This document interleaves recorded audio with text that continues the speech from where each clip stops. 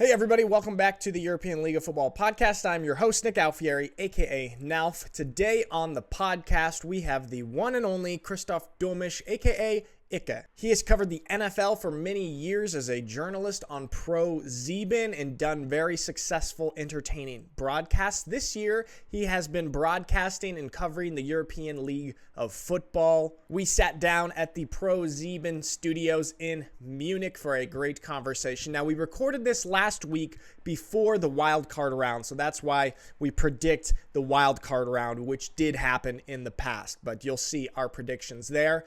Before we get into the episode, just want to remind you guys that the championship game weekend, September 23rd and 24th, there's a lot of fun stuff going on. You can get your tickets to the pregame party and honors show. I will be there. Hope to see you there September 23rd. The link to get your tickets to that are in the description of this. Without further ado, Icke. The European League of Football, which you've been covering this year. Yep. The league is in its third year now. That's right. Pretty exciting. We're hitting the playoffs right now. Can you just tell me a little bit how your experience has been this year covering the games? Yeah. I was wondering also, I mean, you're in person live at a lot of these games. In the past, you were in studio That's for a right. lot of stuff. So how has that experience been? That was the first thing is I'm really surprised how good the atmosphere is. And that does not mean the atmosphere is good. I'm surprised how loud it could be with like 3,000, between 3,000 and 6,000 people. This is so loud in the stadiums, right? It's crazy, dude. It's And really like crazy. sometimes when I tell people back in America who are used to big college football games, they're asking, well, how many people do you get there? Maybe 5,000, 6,000, but it's louder than a lot of these big stadiums in the States. Yep. You got the noisemakers as well, and that goes crazy. Yeah. So it's crazy, the atmosphere. I'm with you 100% on there. I really loved that, and I really wasn't prepared for that because you have the in-ear plug thing for television, and we had the not noise cancelling in the first shows, and I sometimes didn't hear the guys from the OB event, so this was an experience in itself. I really, when you said we did the NFL from the studio, it's so much better to be at the stadium because everything's accessible. The players are accessible. You can talk to the O-lineman and ask, how are you doing? You can talk to the head coach. This makes it so much easier to broadcast because broadcasting is a job. Right. And some of the people who are doing broadcasts have other jobs or broadcasts at other TV stations, maybe other sports. Sure. And you have to be there when you have to do your broadcast show. And sometimes everybody who's broadcasting, seeing this, will say, but he will say it pretty quiet. Sometimes you talk shit because you don't know everything. Right. You need to know. Yeah. You don't have the time to prepare every game, watch the games live. And when you are live on site in stadium, you can just talk to the people and get informations. This is really from a job perspective the thing I like the most about the ELF. I didn't even think about that. Yeah, because you're so much closer. There's so much more access. You're right there. If you want to know something, immediately. And the important part is it's kind of working together. Yeah. I know I'm a broadcaster and you are a team, but there are so much information I don't need to tell the people, but it's good to know them, to be more precise in questions. You can avoid things, and that's good for not only for me, but for you as well. And the result is much better with that. 100%. I remember you told me that at one of the games when we were at. You're like, I'm getting a bunch of information. I can't remember who you were talking to, but a bunch of information, some that I need to talk about, some that I don't need, but it's good to have kind of the complete picture. Absolutely. So then you know, just like you said, maybe some things you're going to avoid, maybe some things you'll hit from different angles or whatever, but to have this access, I really loved it, Was it a challenge for you to have kind of this pivot to being, was it challenging in a way? I think it's always challenging, but it wasn't the problem in itself. Okay. It wasn't the problem itself. Yeah. Okay. Now, which ELF teams, we'll talk about the playoffs, of all teams this year, not just playoff teams, you can talk about anybody. What teams were you impressed with? I really loved the guy behind the camera smiling because you know what I will tell you now. It's kind of it's kind of doing the honey thing for you right now. But I really loved from the beginning the story of Stuttgart Church. Yes, we got it. Because from a standpoint, getting people to these sports who don't know European League of Football, but maybe know NFL football. It's hard to get them into it because the game is different. There are different athletes. They are not that kind of athletes like in the US, and that's okay. Yeah. And that's why stories are important. And I really love the story that the best GFL team in parts, but in the important parts, quarterback, head coach, important key players, the best GFL team joining the ELF, joining the worst team in the ELF without a win.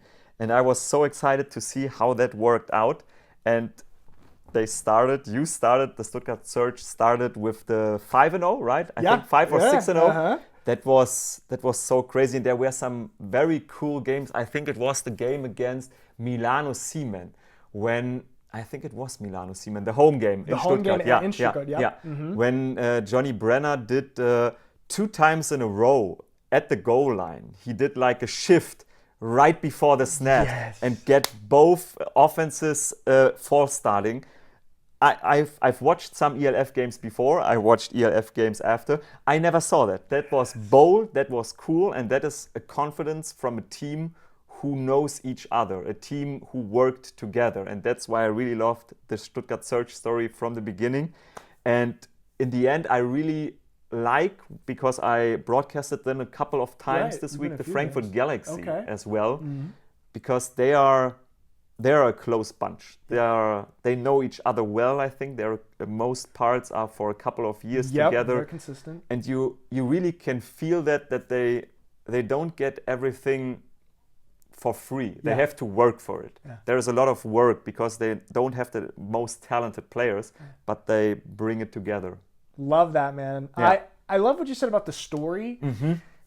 Just like human beings, it kind of sounds kind of cheesy, but like we connect so much to story, whether we like know it consciously or not. Absolutely. It's even when we talked about the Hard Knocks. Like, we got so much more into football when you see Hard Knocks and kind of know the stories of some of these guys.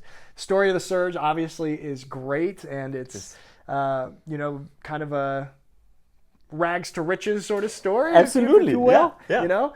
And it's exciting to see them there. And just like what you said, that was those move calls on the goal line. It's awesome. Johnny Brenner, Cody Pastorino running the Surge defense. So when I used to play for them, and we had the move call, and I had to be the guy to yell move, and you got to time it up. It would be like they would put it in the call, and you'd call it, try and do it right before the snap. And get everybody to shift. What was the call? Shift, or is it like we used to say literally move, but the referees, I believe, said that sounds too much like you're trying to do a fake call. So we switched it to shift. So you wait and then you yell shift like right before. And so now the Surge linebackers are doing that, coming in from Johnny Brenner, and it's a great move there, man. It's awesome. I asked that myself because we do an interview with you after that, and I asked that myself. Do you thought coming back, because Moritz Böhringer said he retired.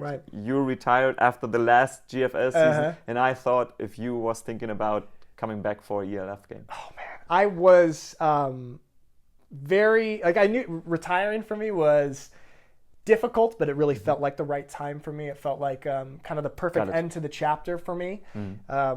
Still wanted to play a lot, but I felt pretty comfortable at least to be like, okay, I'm moving on to the next chapter. In Innsbruck 2 weeks ago. Rainy game, Surge versus Raiders, kind of the Central Conference Championship. I was on the sideline thinking, I got to play in this game, man. I have to play again. So I don't know. Cool. It's still in there somewhere. So we'll see. For now, I'm enjoying Okay. For now, I'm enjoying my... there was some room. I liked it. Didn't close the door all the way. We left a little bit of room. I like it. Good. It's a good question, though, man. It's a good question. But then also, the Frankfurt Galaxy. I mean, they're guys that kind of been consistent as well. And I'm curious to know... Last night I did a podcast with Tim Hansvelemenke. I practice his last name so much. The perfect last name. Yes, the perfect German last name, We did one. where we predicted all the way through interesting. the playoffs. Yeah. Okay. Yeah. Now this. He's a Thunder homer. Yep. This won't come out.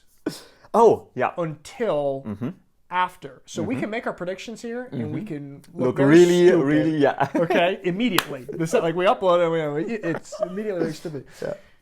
Will you give me your predictions for the wild card games this weekend, Saturday and Sunday? Who do we got? We got Berlin Thunder versus Frankfurt Galaxy. Yeah.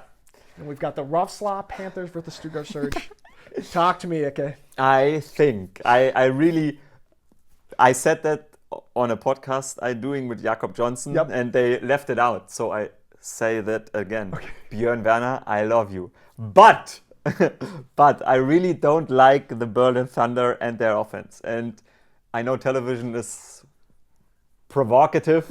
You need to do some catchy headlines. I think Frankfurt Galaxy will do a 0 points win against the Berlin. Shut them out?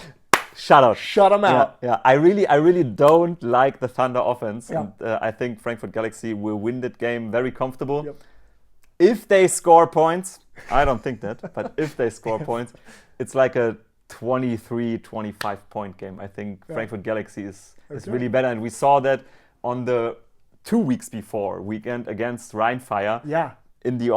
I really was curious to see their offense because there have been some games where they really struggled in first half with their offense, and they did good from the beginning. They did good. Jacob Sullivan looked good. I think their offense is pretty good. There is no chance. I think they can beat Rheinfire the week after. Interesting. Okay, interesting. Yeah. Because that was going to be... Well, I'll save that. We'll come back to that in a second. Okay. Also, I mean, you were at that Rheinfire Frankfurt game, that home game. It was like 10,000 people. It was 10,000. Yeah, the first time in that stadium, they said they opened up every... Yeah. Because I played there one time, like 2016. Oh, And it was 7,500 because they didn't open up this ride. And it was insanely loud. So I can imagine that with 25% more people... It was crazy loud. This crowd is so loud. It's really crazy. Do you think that they'll have a similar crowd for the playoff game? That's a good question. I think that was such a good game. I think there were a couple of people who've been the first time at an ELF game. Well, that's a great first experience. Absolutely, that was a perfect game to be the first time at a football game, and I think that helping for the playoffs. That's their only home game they will have. True. Basically, I don't know. Nobody knows how the bracket is shaking out, but I think they will play. They will play. Yeah. So no matter what, that's their last home game of the season. Right. So they could pull a similar crowd, which would be. I think they don't need it against the Berlin Thunder, but. Shots at the Thunder. I'm so sorry, Björn. I'm so sorry, everybody at Berlin Thunder organization. We want controversial takes. I need to say what I think. That's right. Good. When I saw you live, it didn't click. So I think there will be a good crowd. The crowd, even with 5,000 or 6,000 people in the crowd, it's so loud. It's really, really loud. Yeah. Okay, so we got the Frankfurt Galaxy moving on that side of the bracket. What's going to happen in Stuttgart on Sunday? I'm going to be there. I really have a soft spot for the Vitelli-Tony Tate combination. Right. I saw Vitelli one time live this year against the Hamburg Sea Devils. I did a game against Berlin Thunder for a broadcast. He wasn't good there, but Tony Tate went out after 2 snaps. And against the Hamburg Sea Devils, I really thought that he is so good in the pocket. He looks like a Division 1 or like a kind of NFL quarterback with his pocket awareness. He's so small, he's so tiny, but he has such a good awareness. I think it will be hard for your defense to caught up the guy. But I think in the end they struggled so much offensively. During the whole year, and I think Tony Tate was injured in the last regular season game, right? I think he's questionable. I don't know if it's confident that he'll play. And even if he does, if he's battling through an injury to play, you're not at the 100%. So. They have the running back with the Zs in his name, Rozovsky. He's crazy good, really good. But I think the offense without their number one target were struggling, and you guys looked good. But I think in the first part of the season, your defense looked much better than in the end, right? Yeah. Is that fair to say? I think that could be a fair assessment. I think there were some things work out, battle a little bit of injuries and stuff, and let's hopefully see if they can kind of get back to, because at the beginning the defense really felt a little more dominant a little bit. Yeah, that's right. But as of lately, giving up a little bit more points. So let's see. But I think advantage, not only because of the home game, but because of the regular season to this point. Advantage Stuttgart, and I think they will advance to the next round. And then there are waiting two teams without a loss this year. The two top, Vienna Vikings and the Rhine Fire. Do you do a power ranking for yourself, just for your imagination? Just for my imagination? No, I take Tim's power ranking always, and I'm always pretty, when those come out each week, I'm like, okay, you know what? I could see this. I'm not straying too far from his. Yeah. His most recent one, I think he had the surge below the Galaxy. Maybe I would flip that. He had the surge at 4, the Galaxy at 3. Obviously, I'm very biased, but I think I would put the surge up at 3. But for the most part, that's what I'm doing. Do you? We do. For our website, we do, and we always. This is a hot discussion in our editorial. Yeah, and I did the press conference with the Vienna Vikings last week, and I asked them how they feel, Coach Khaleesi, how he's feeling about being underestimated. They are the champions. They are 12-0, and nobody really is talking much about them. Right, it's all Rhine Fire this year. It's all Rhine Fire. It feels like it's been like a quiet 12-0. Yeah, You know, I don't know. Yeah, that's why I asked, because I wanted to know where you would rank them. Would you rank them at 2? Would you rank them at 1? I ranked them, I think, at 1, 2, 3. I ranked them at 4. Really? Yeah. Interesting. Yeah. What is your ranking then right now? Of course, Rhine Fire is so dominant even without their best 2 receivers. Harlan Kofi played crazy last week, Willie Patterson. I ranked Galaxy after what I saw the last couple of weeks at 2. Then Stuttgart. And then Vienna. To be honest, I didn't saw them much live. I never saw a full game. I watched extended highlights, but that's the problem. You don't saw them much this year live, and you don't know. But they not come with the passing game. Their run game is so solid, I think, with the 1-2 punch. And Chris Helbig has also good statistics when you just look at this. They are a black box for me. I don't know what's in there. Do you think then that the Surge are going to beat them in the semifinal? I really think. And I really think that because the story I told before with the best GFL team, I think that's a proof now that this team is a championship caliber team. Of course, Rhine Fire is above all. Right. They have to fall. They have to struggle. Yeah, it's Rhine Fire's game to lose. Yeah.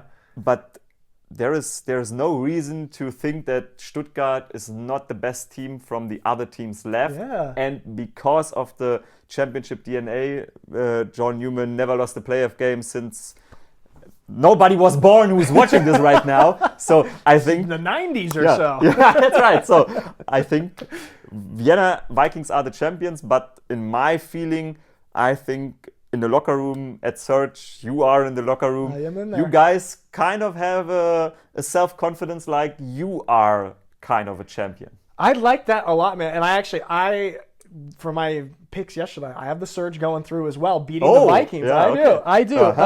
What you said, the championship DNA, I think it's in there. Even, these coaches, this coaching staff, and a lot of these key players, they have that championship DNA, that winning DNA. Riley Hennessy, I feel like he doesn't get enough credit in the ELF as a quarterback. Guy won everything in Italy, like knocked off the Milano Seamen when they were the team. So they went undefeated there, won the Italian championship. Came to Germany, undefeated, won 2 championships.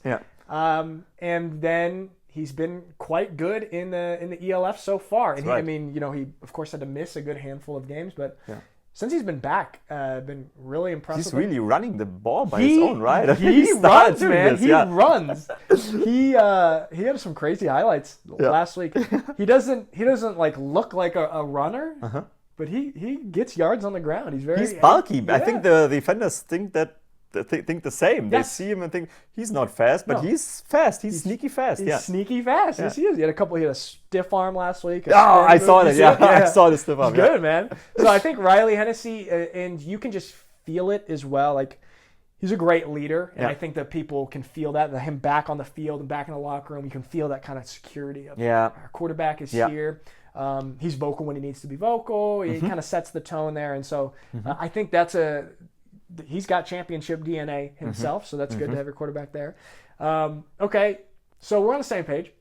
Let's go then to the Ride and Fire in the Frankfurt Galaxy. Yeah. It's going to be home game for the Fire. Yeah. What happens there? There is no reason, but maybe that's a tricking thing as well. There's no reason you can think that Rhein-Fire will lose that game. There is no reason you can think Rhein-Fire will lose any game. Right. But they were kind of tested in the last regular season game against Galaxy, but not really tested. And I don't want to take credit of them, but they are in such a good situation after half of the game that there was no pressure in the second half for them. And I'm curious to see how they respond, because the head is a devil. Yeah. Sometimes the head is make crazy things with you and you lose confidence, and the arm is like shaking. Yeah. I don't know, and I think that could be a game.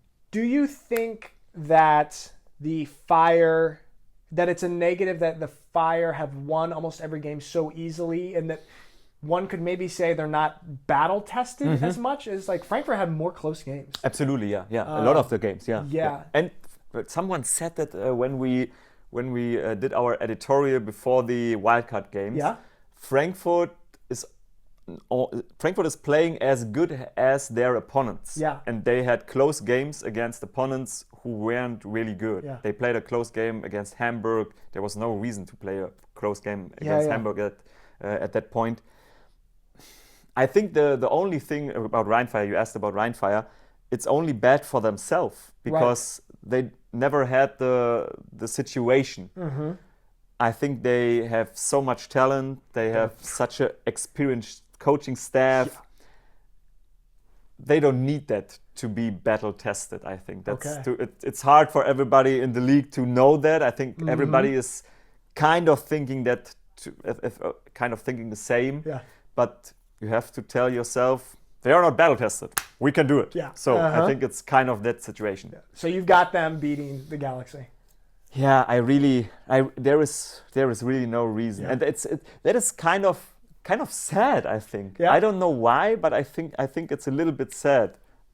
Don't want to take something away from them, but it's bad because there are a handful of teams who are on the same level, and when games are close, ELF games have the same, I would say, electrifying thing like a good NFL game, because it's close. You don't see any advantage for a team. It's like a battle, and you see crazy things in football: fumbles, interceptions, things that not should happen. And with the aspect of Rhein-Fire being so much above everything else, there is a little juice missing sometimes. Right. Yeah, a little less when you've got like crazy competitive Fire when it's back and forth. Yeah. Because they're so good, they have such a talented roster, such a great coaching staff. That's right. Yeah. Do you want to hear something crazy? Let's go. I've got the Galaxy beating the Fire in the semifinals. Really? We're gonna see how stupid if I look stupid. Tell me how. The two main points that I would say is, one, the battle-tested point. Yeah.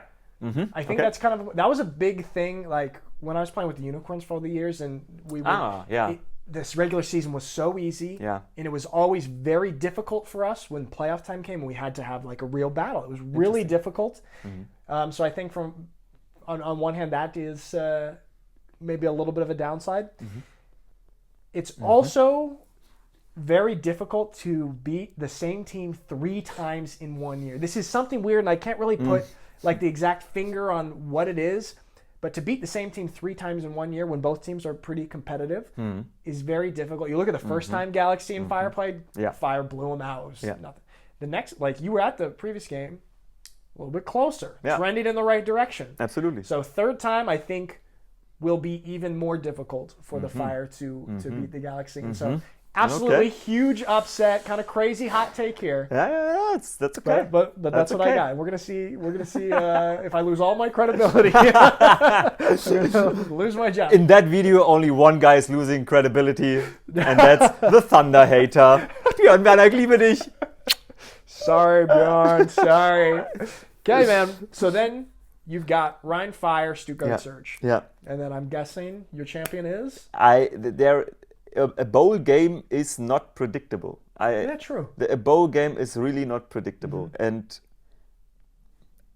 I really don't know. It's just a gut feeling in that moment. I never thought about this, but I think I always rooting for the underdog, and the underdog is Stuttgart Surge, and there are smiles behind the camera. I really think the first ELF final there was so much crazy in that game. Right. There were so many crazy situations. Even the second one, it was a little bit more upsided for Vienna because of the quarterback play in that game from Hamburg. They struggled, but there is no reason to think that Stuttgart Surge is struggling in a final if they come to that point. They will have Hennessy, they will have Gaia, they have all their guys. Right.